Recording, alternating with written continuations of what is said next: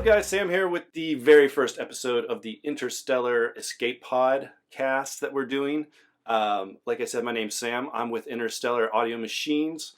To my, let's see, your right, your left, not quite sure how this works, but my man up here at the top of the screen, that's my buddy Eric. He's also with Interstellar. Go ahead, introduce yourself. What's up, guys? Ooh, strong silent type.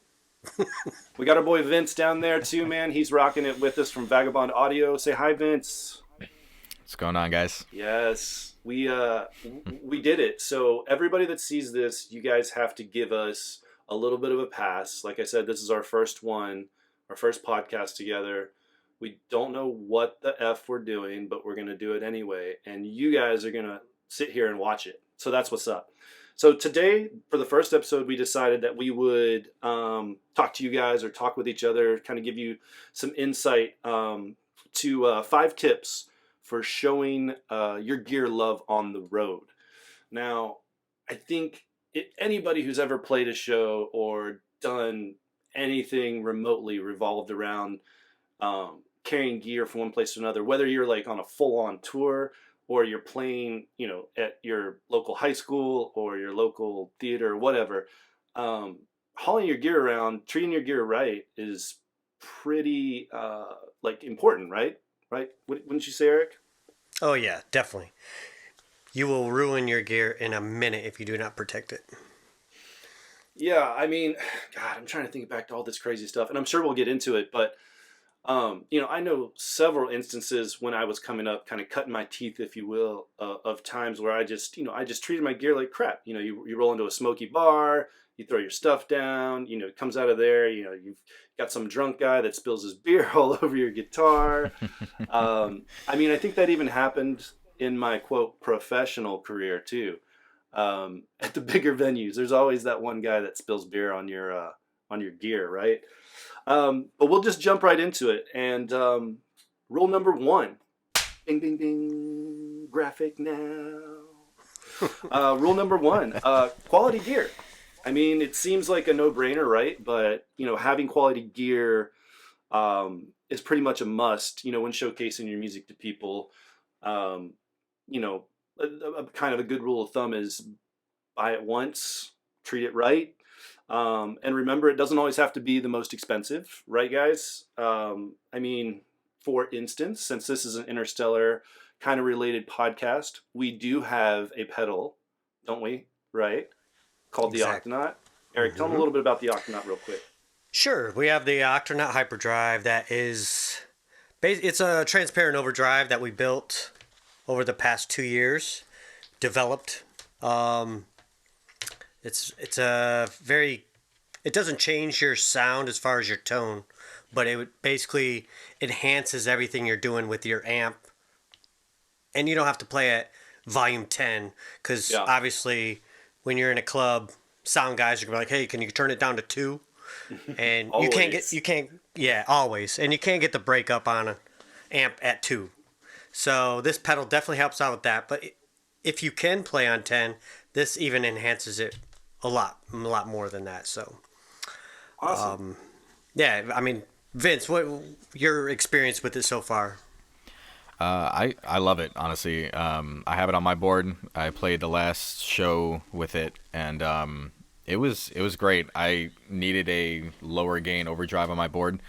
I'm playing through a 65 twin reverb, so I have to crank that to get any sort of breakup. Yeah, and I paired the Octonaut with my full tone full drive, which is a tube screamer, and man, it sung. It was fucking smooth. Hell yeah! It's got a place on my board now. Awesome. Is that Fender blackface? Yeah. My point of bringing up about the Octonaut Hyperdrive is because, like Eric said, we spent a crap load of time, 2 years putting this thing together, sourcing it, pulling it together to make this really super quality pedal that honestly doesn't really break the bank when it comes down to boutique pedals out there. It's very much heavily based off of the people call it a clone, if you will, but the Klon Centaur, and it's a fraction of the price. Those things are going for what are they? I think you showed me one the other day, Eric. It was going for like 10 G's on eBay. 10,000. They're up to 10,000 now. Yeah, anywhere between Yeah, 3 like- and 10. More around the 5 and 6 range right now. Yeah, I've seen them going for anywhere from like 3 to 5 or 6, but 10 I haven't seen yet. Yeah. It's insanity, dude. And then even the man. KTR, which is another build Yeah. creation, they were selling brand new at $379, and they're going for $1,500 to $2,000 now. Jeez. That stuff. And people are buying them. People are buying them. They are. Who are these people? Because I need to make friends with you so you can pay for my drinks. That's you know right. what I'm saying? When we go out. Exactly. At least once a month, right? Yep. But yeah, so while those pedals are awesome and they're great, and obviously there's a market for it because people are obviously paying these friggin' crazy prices. Not me. You know, me, myself, and I, Eric, and my buddy Vince here, we're rocking the Octonaut because while it is an affordable piece of gear, it's a quality piece of gear. And that was kind of going back to my point was you don't always have to have the most expensive stuff to have really quality pieces of gear. I'll point this one out. This old school, I've got this up here because this thing, it's a tuner, but you're going to be like, why, Sam, why do you have a tuner up there on the shelf? Well, let me tell you why. Because this tuner has been with me since, good Lord, since I was like 17 years old, 18 years old, something like that. It's lasted and it still works. It's got a little place on the shelf here because it's toured around the country with me and whatnot, so it holds a little special place in my heart. But it was a quality piece of gear. I think maybe $100 back in the day. I don't know what they're going for nowadays, but that's my point. Is like I bought it once and I didn't have to worry about it. I did have a backup, which we're going to get to later on, but Yeah. it's a quality piece of gear, man. I mean, Eric, for all you guys that don't know, Eric is a phenomenal drummer. I'm gonna stroke you a little bit, Eric, just to let the people know. He's been in the industry for a million years, but he's not old. None of us are old. We're all very young still. But no, man, Eric's been doing it for a long time, and you know, by trade he's a drummer. So maybe you can tell the people a little bit about, you know, good quality drum gear. Oh yeah, so definitely when I first started, I couldn't afford the most expensive drum set, but I didn't want to get a cheap drum set that within 2 shows is going to break, you know, and you're bashing on drums, even guitars. I mean, you're strumming on guitar strings, stuff falls apart. You want quality gear. To like cheap out and just having to keep putting money in. I'd rather, you know, maybe you can't afford a $3,000 drum set, but you can afford $1,500. Don't cheap out on a $500 drum set just because it's like, oh yeah, I found it at a garage sale. It's so cheap and it's a piece of crap. So I was gonna say, in the drum world, do you see that kind of like at the $500 range? Like, don't even waste your time on it. If you're new, getting into drumming, if you're trying to get a set for your band or whatever, just bypass that, man. Figure out a way to get to that $1,000-$1,500 range. Is that fair to say? Pretty much, yeah. I mean, with guitars, there are cheap guitars that are pieces of junk, but then there's more affordable ones like Fender makes Squire, and they're actually pretty decent quality these days. They have okay electronics. Yeah. They sound great. They have good pickups. What was that? Sorry, I don't. What was the name of that one? That Highway 1 Fender. You remember when Fender came out with those Highway 1s? Are they still making those? I'm not sure. I don't think so. No, they cut that I've out. seen. But I remember that being like a super, super cheap guitar, relatively speaking, right? But I remember playing it and thinking like, man, this thing's pretty cool. And I think, I'm trying to remember, but I think one of my old guitar players bought one, swapped out the pickups for it because he had a certain pickup he liked, which isn't even that much more money to add to the guitar, and took it on the road. But anyway, back to the drums. Let's go back to the drum world. You want to have quality equipment that you can take on the road, depend on, because if you're in a van, you're making the money at merch booth and whatever pay you're able to get out of a club to get to the next venue. You don't want to have to be like digging into that to pay for repair or buy a new guitar or drum. So like my philosophy is kind of do it somewhat right. Yeah. You don't have to go crazy overboard. You don't have to go out there with a $5,000 PRS or $5,000 drum set. Just do something right the first time.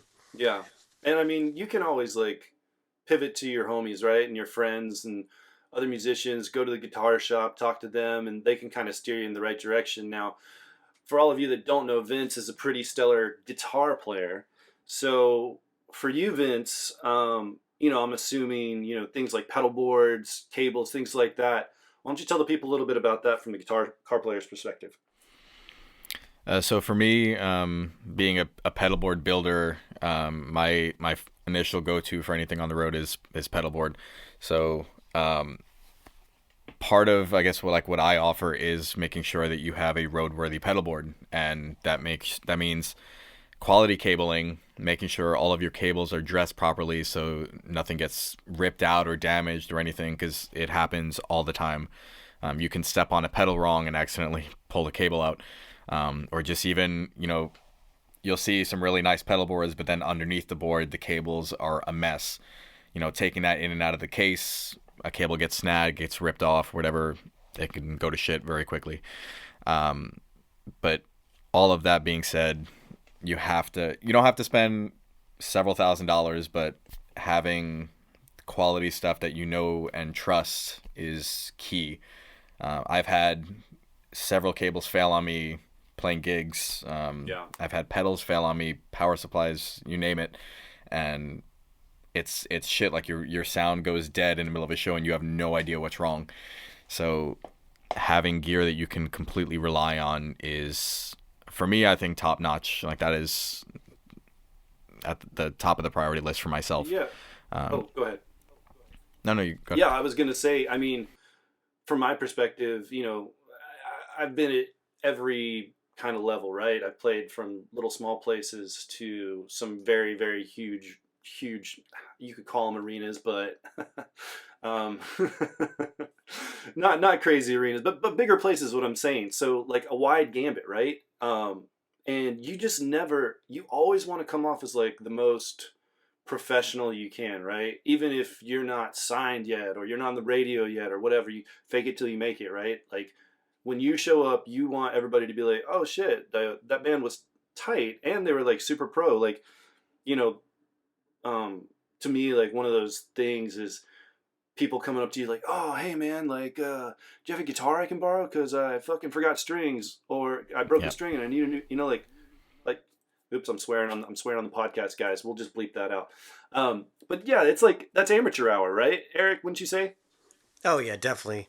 We've had, when we were on the road, someone asked to use your bass head, and I remember it happens, but at the same time, and you're trying to be cool, but what if they end up blowing up your bass head? Mm-hmm. Exactly. Like, or like myself, like letting someone play my cymbals. Mm-hmm. We had to share drum kits on certain tours just for time, but cymbals, we all switched cymbals because I'm not going to break some dude's $300 crash cymbal, and then next gig I have to go buy it. After he's bashed the crap out of it for no, that's a great point. And for all of you that didn't know, Eric and I did tour together in the past, so we've got that history, which I'm sure we'll peel back those layers from that onion in upcoming podcast episodes. But yeah, man. I mean, so number one, quality gear, right, guys? Moving on, just to keep this thing rolling. Bing. Hard shell cases. Now, I know I'm not alone on this one. Hard shell cases are what you gotta have. I mean, you can have a gig bag for your guitar, but if you're going on the road, you need hard shell cases for everything, right? I mean, Eric, from your perspective, like, I mean, what have you seen on the road? Tell the people. Pretty much, it's either flight case or SKB makes some really nice cases nowadays. So you don't have to have these heavy flight cases, they call them. Even with guitars, like they have those rolling SKB cases. You want to be protected as best as possible because in a trailer, stuff happens. It gets thrown around. I've seen vans lose trailers on the highway. Yeah. And trailer may flip, but the hard shell cases are protecting your gear to the most part, Yeah, absolutely. And I mean, Vince, for you, I'm assuming you're traveling, right, with your amp, your pedal board, your guitars. I mean, all of them are hard shell cases, right?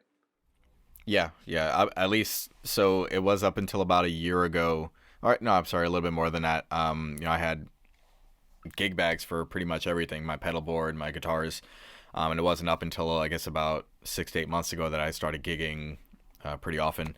So at that point, I was like, all right, I got to suck it up and just make the investment for flight cases. Because even up until recently, I was taking my amps and putting them in the back of my truck with no case. Oh man.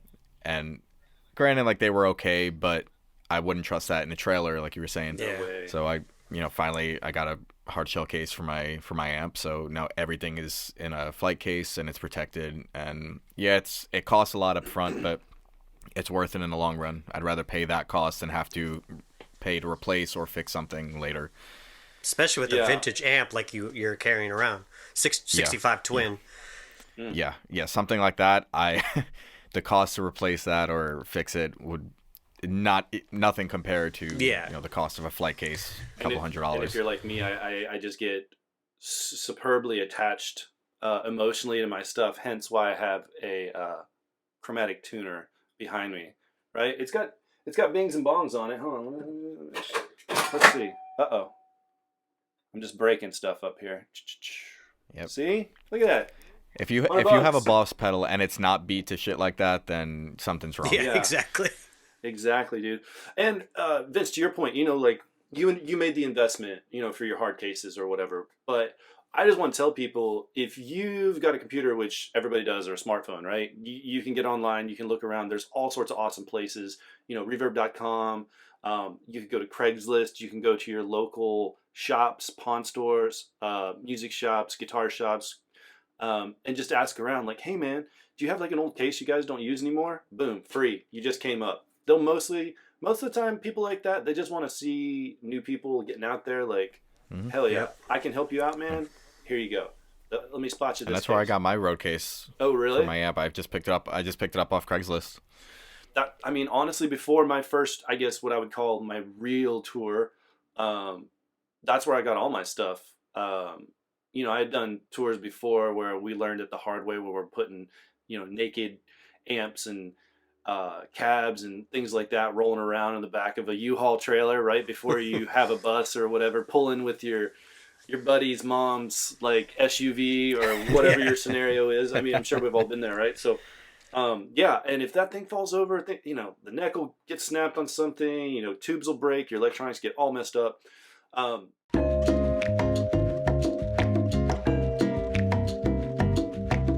All right, so we're coming up here on tip number 3. Your accessories need love too, right? I mean, it was just Valentine's Day. By the way, let's take a little 20 here. Let's take a little 20. Vince, tell the people, did you have a good Valentine's Day? I did, yes. We didn't do anything crazy, but we did the gift exchange and everything, and I got some good gifts. And a really good gift later. There we go. That's what I was waiting for. That's what I was desperately needing from you, Vince.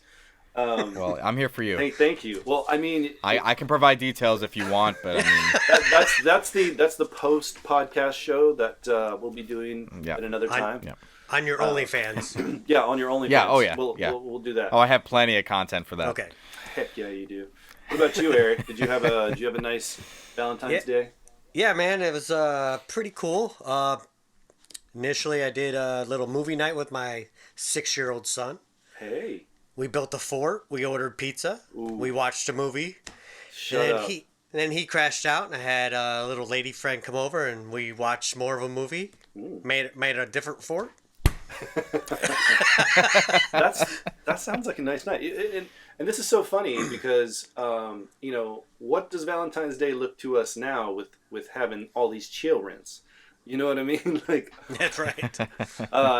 We all have kids. God have mercy on their souls, but they're the kids of musicians. So, oops.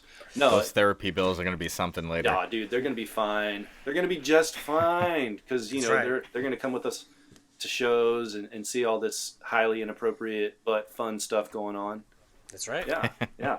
All right, so I'm like going down the road here. So by the way, in case you guys are wondering, I did have a very nice Valentine's Day. Um, Me and the old wifey, we had a nice night. Got the kids to bed, chilled, Netflix and chilled, and we made a fort too. So Good. everybody's happy. Happy Valentine's right. Day. Yes. So I didn't make a fort. My night was lame. Damn. yeah. Well, I don't know. I mean, I couldn't think of anything on the fly, so I had to steal Eric's because I was like, oh, that kind of works. Okay, sure. They'll get what I'm saying. It's Yeah, sex, right? We're talking about sex.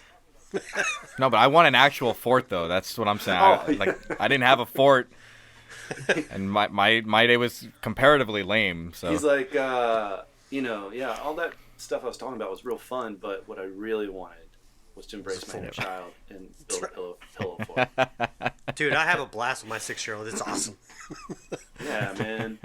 Kids are cool. Kids are crazy, but kids are cool.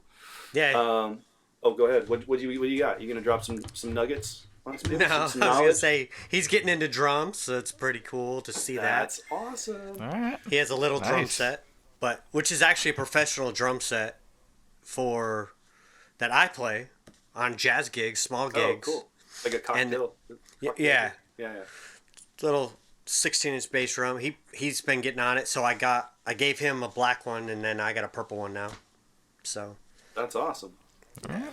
Nice. Start 'em young. That's awesome. Yeah, hell yeah. Start them young so they can be prodigies and make us all money when we're old. We can live off them Damn and come right. to their shows.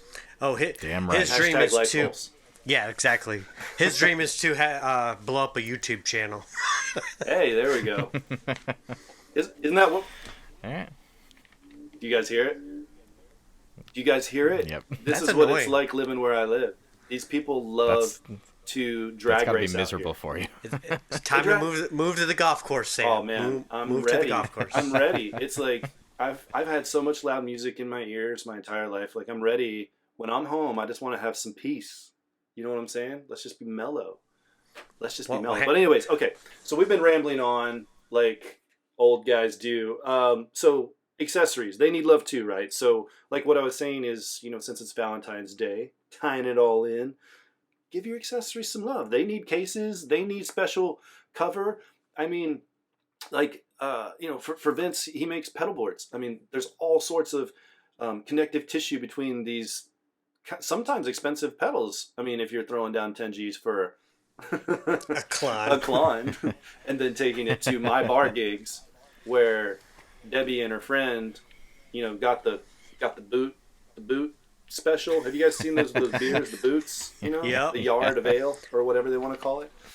Yeah, and they got sloppy and they just all over your stuff. So, traveling, taking things around, you gotta put stuff in cases too, right? Eric, with drums, I imagine you have a million little pieces. Tell me about that. Oh yeah, I have cases for my pedals. I have cases for the hardware. I have cases for each individual drum. I have a little toolbox I carry with any little accessory that could possibly need to be fixed or changed. Hi-hat clutches, felts for cymbals. Like, I try to become prepared as possible. A snare drum breaks, the whole gig's shot. I look like an amateur. Yeah. So I make sure I have an extra snare drum even, A tom, I could do without a tom. It's no big deal. But You're just that good. a kick and a snare drum is your main instrument, Right. So For sure. And I know, Vince, don't you like carry stuff around in like a military grade box or something like that? Didn't you tell me that once? Yeah. I use we call them tough boxes. And I keep all my cables in there, my mics, everything. In there I have a little tool bag too, so I don't have to worry about anything in there getting damaged. So it's just like you were saying earlier, I have everything in a case. Mm-hmm. Like that's my case for my accessories. Yeah, I'm a big fan of the Pelicans. I'm sure you guys have seen those. Pelicans are awesome. They're a little pricey if you get them new, but once again, back to what we were saying earlier, you can find used stuff all the time.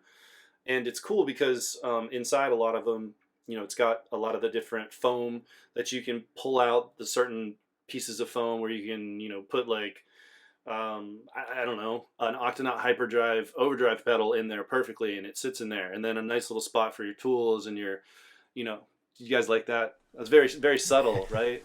Just right there. Just right slid there. it in there. Sneaky.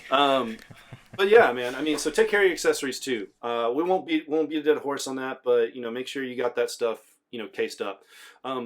This next tip number 4, is, I don't know if it's one of my favorites, but I feel like it is. If I can have a favorite tip of protecting your gear on the road.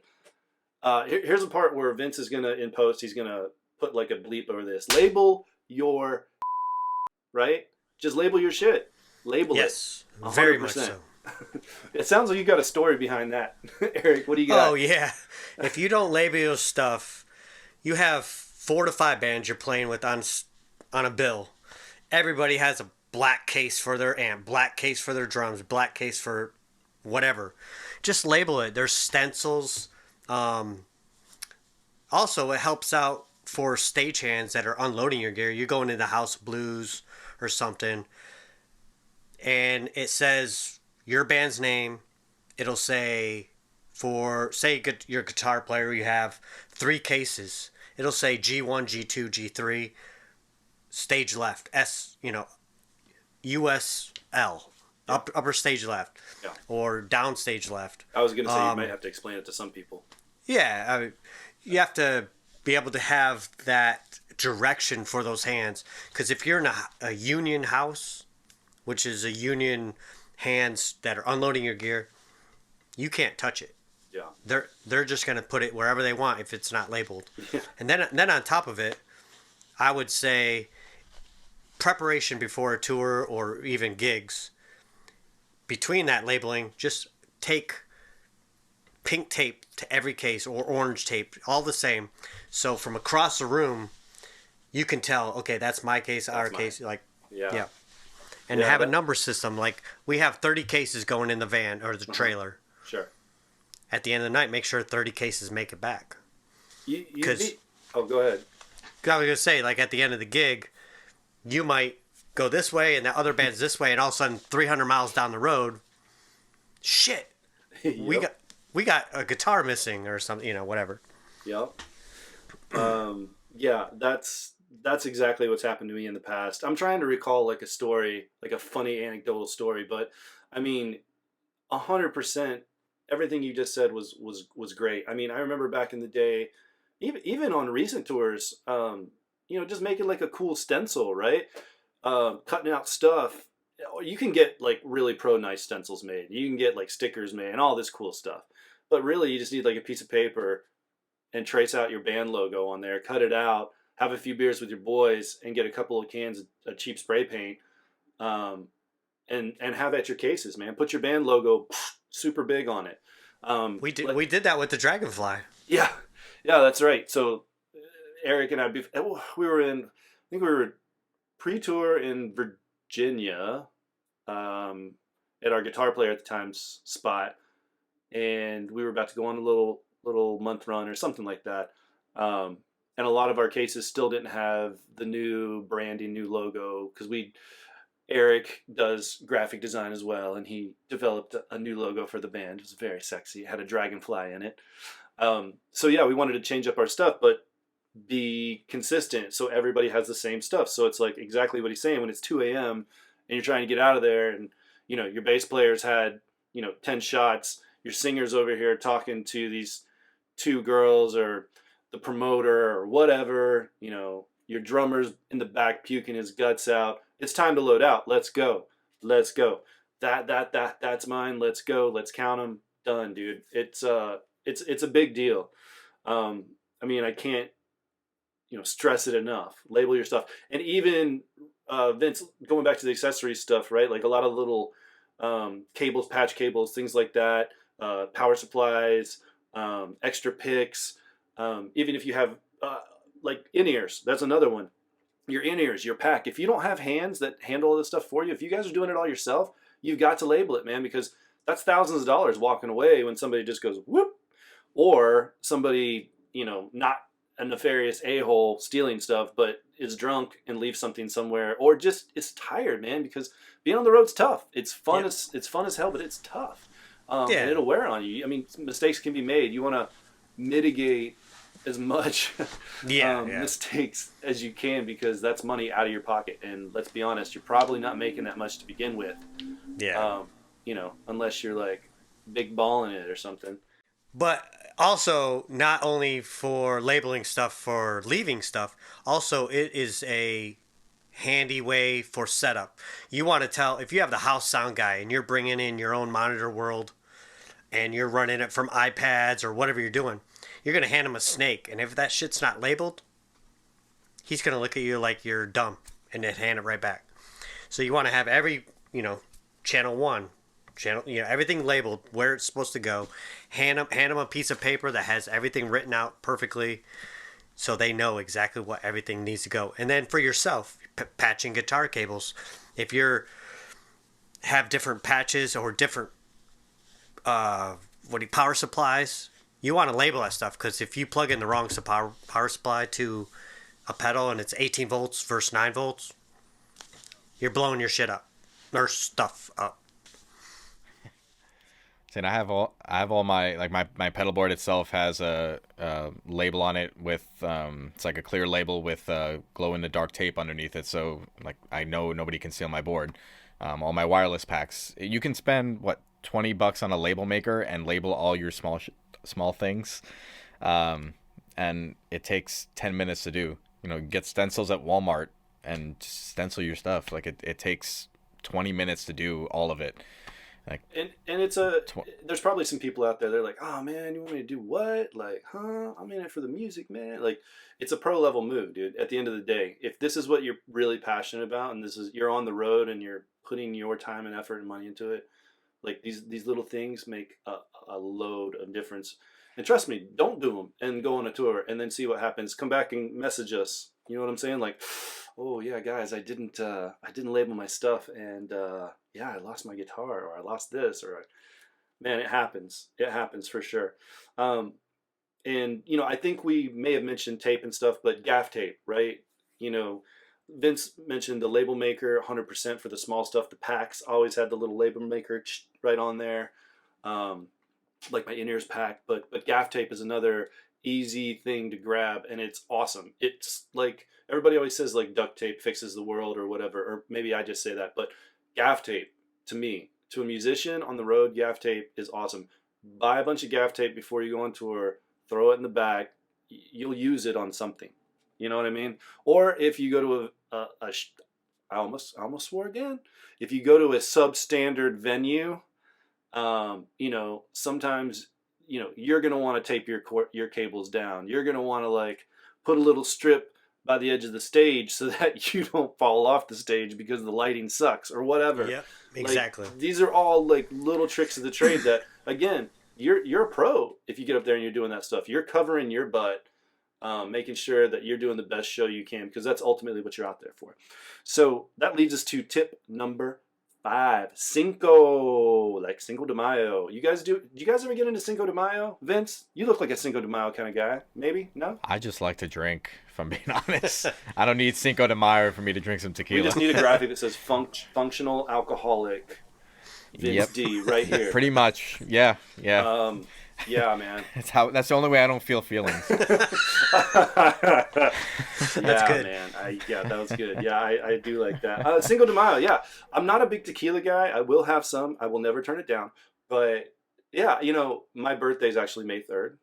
Little insight for you guys out there. You guys can all send me love messages, or just go pick up a pedal and then tell me how much you loved it, or show me good videos of you guys playing it, because I love that stuff. Eric loves it. Vince loves it. We all love it.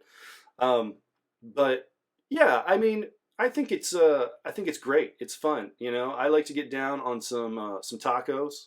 I will crush some tacos like nobody's business, right? Oh yeah. Oh man. That's my weakness. Yeah. What's your favorite taco? I mean, just honestly, straight beef with some red onion and cilantro. Man, I'm simple. Keeping it tight. What about you, Eric? Favorite taco? I don't eat tacos. Oh, you don't eat a taco? Not even like just some chicken on there? I'll do like when we have a taco bar on tour. Mm-hmm. I'll do like a soft shell with chicken. Oh, when we have our taco bar on tour, and so everybody's just like, what?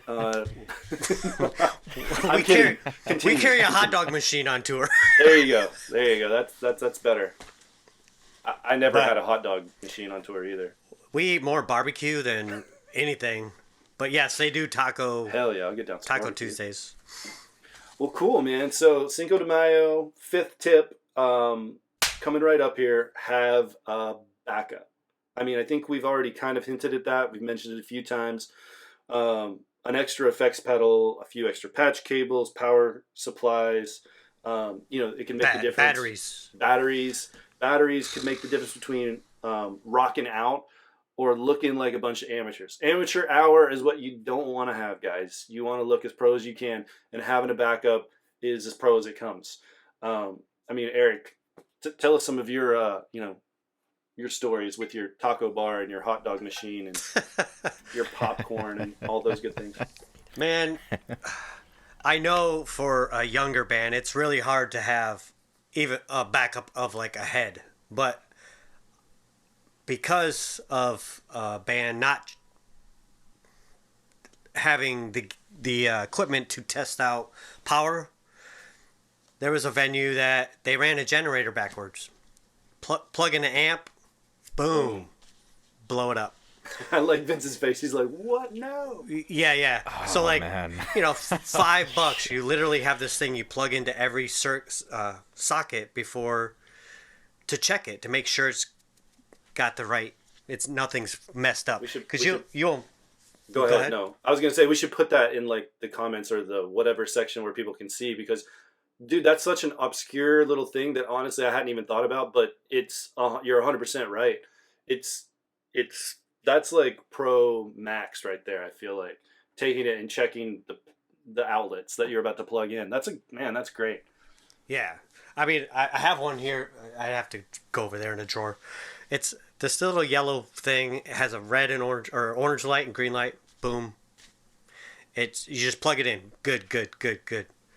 Yeah, man. Because you don't want to plug your equipment into the wrong thing. Have you done that before, Vince? Have you blown some stuff up before with bad power? No. I always bring my own power strips, and I'm always making sure I'm plugging into something that's okay.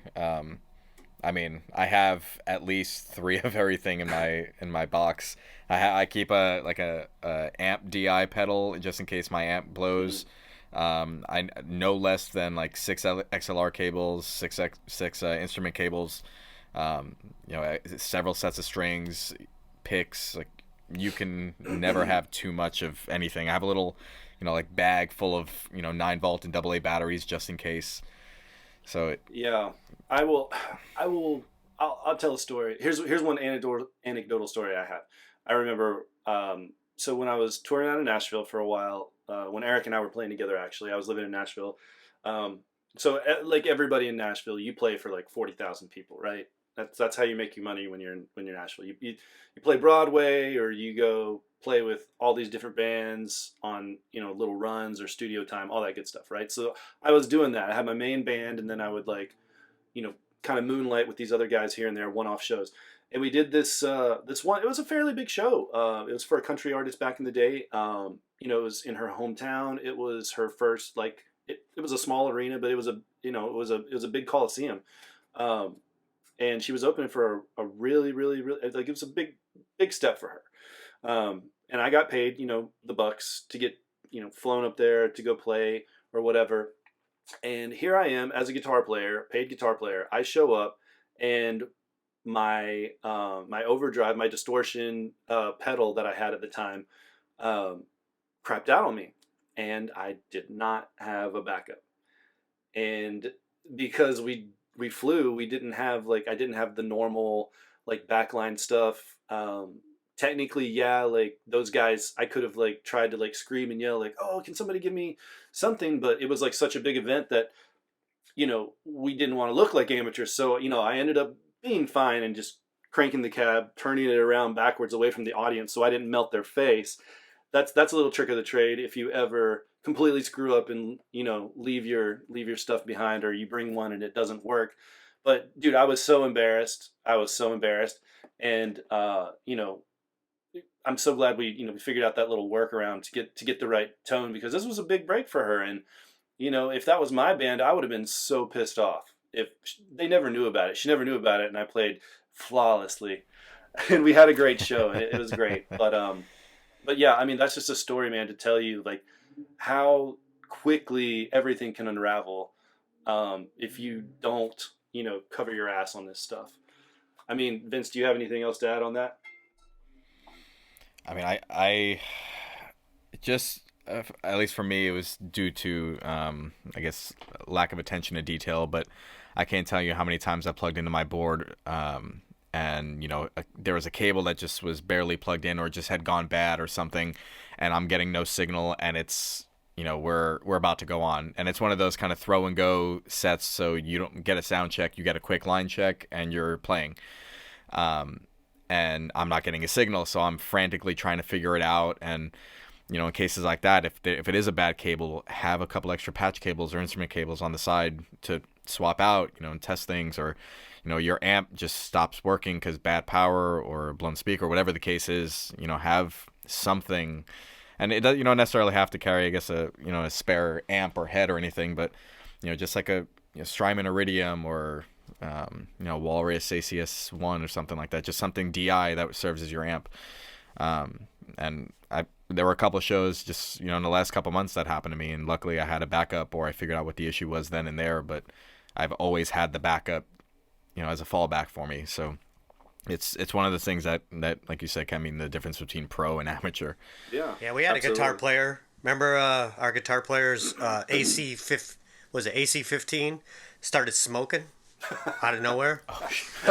I'm He trying, literally, I'm he trying to literally remember. just bought I feel it. like this is somewhere in the back of my mind, but Yes, he just bought it. He thought it would be okay to bring this 15-watt amp on tour. Ended up not being. And to be we had to easy to move Yeah. around, right? Yeah. yeah, we ended up having to switch it out with some orange head or something like that. But Was it not powerful enough? it wasn't powerful enough for that band. Definitely. Yeah. And he was just pushing it too hard. Yeah. Oh man, I've never seen an amp smoke. That's Yeah, but to that, to what I was talking about before, this is a receptacle tester. There you go. There it is. Of course, you have it They're right like- there in your drawer. They're like really cheap, and then also, That's a I- dad move right there. That's a top notch, but And for a then- musician move too. and then also to Vince's point of cables. So you're on the road, you want to test your cables, buy something like this, man. Mm-hmm. It's a lifesaver. It's got XLRs, it's got quarter inch. It'll tell you everything, because you plug in something and all of a sudden it doesn't work. You want to figure it out. You want to figure it there's out way- fast. Yes, fast. And then the next day, if you can't afford another cable, bring a soldering gun on tour. They're cheap, and you fix your cables if you have to, until you can get home.